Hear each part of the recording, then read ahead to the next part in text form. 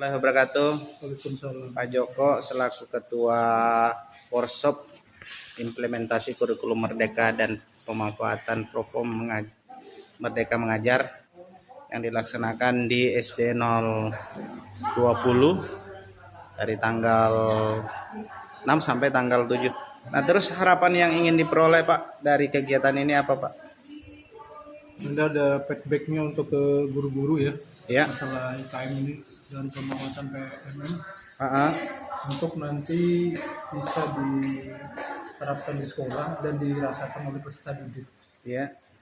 Dan mungkin kemudian nanti bisa berkembang untuk di wilayah 3 sekolah ini 01, 21 dan 020. Pada umumnya gugus Iya. gugus 1 ya. 1. Mungkin itu aja Pak. Itu aja. Saya ke Ibu kasih kurikulum, Ibu Titik. Hari ini bagaimana tanggapannya Bu tentang kegiatan workshop yang diadakan di SD 020 yang direncanakan dari tanggal 6 sampai tanggal 7? Alhamdulillah dapat respon baik.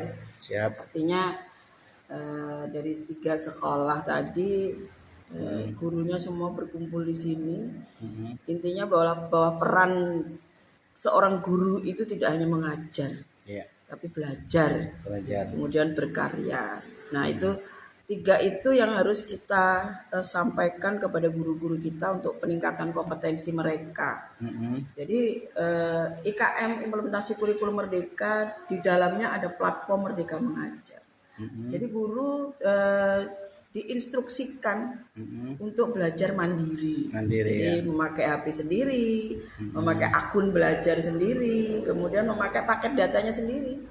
Jadi uang sertifikasinya itu bisa dimanfaatkan untuk itu semua gitu. Jadi tidak usah jauh-jauh, tidak usah belajar menunggu dan belajar ke mana-mana, tapi cukup di sini saja mereka bisa. Mungkin itu. Nah, terus Bu, harapannya terus saran dan motivasinya buat terutama teman-teman yang baru terkapal ya, ini teman-teman P3K yang ada di Kabupaten Kutai Kartanegara nih, dalam peningkatan mutu dan standar kompetensi diri, apa yang perlu dilakukan Bu? Ya, tetap harus mengikuti.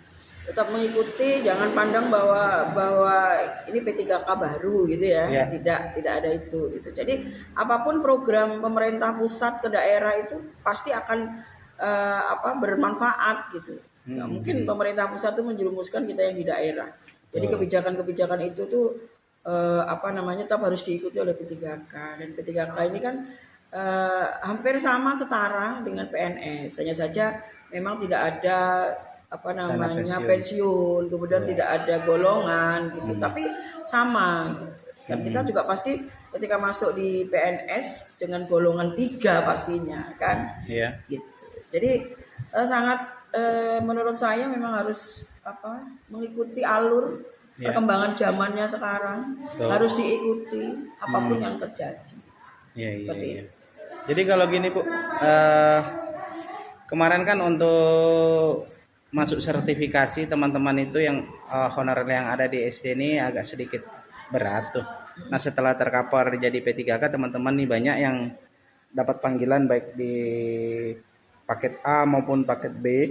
Terus motivasi kita sendiri dalam hal peningkatan yang tadi itu, sertifikasi dalam jabatan itu apa Bu sarannya? Tetap diikuti ya. Terus diikuti, kemudian dipelajari, karena kita kan baru kita baru, dan itu terlink antara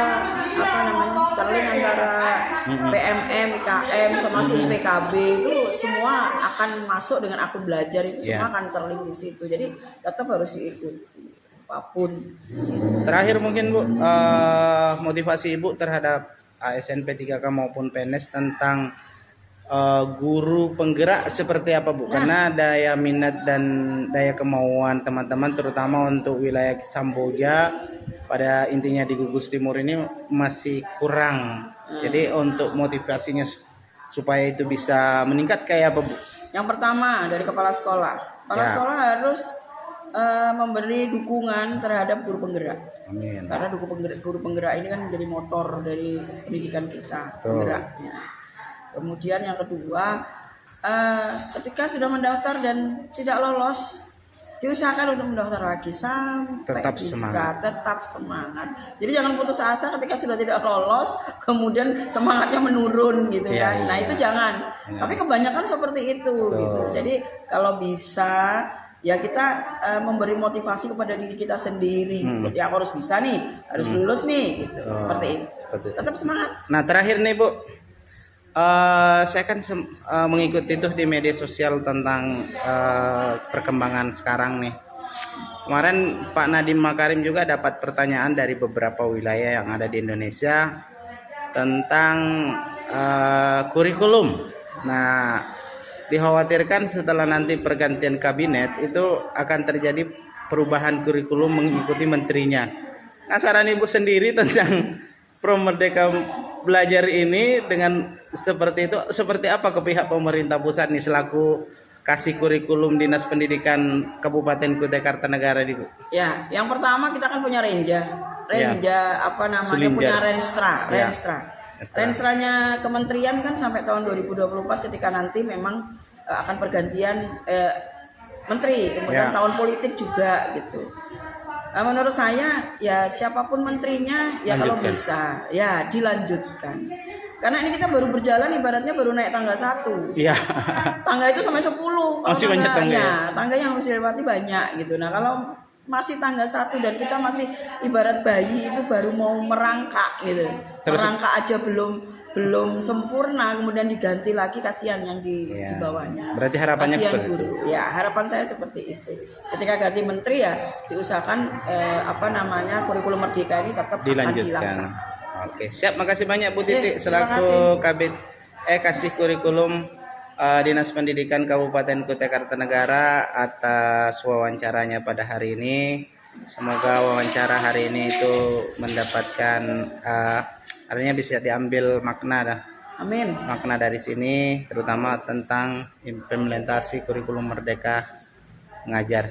Assalamualaikum warahmatullahi wabarakatuh. Waalaikumsalam.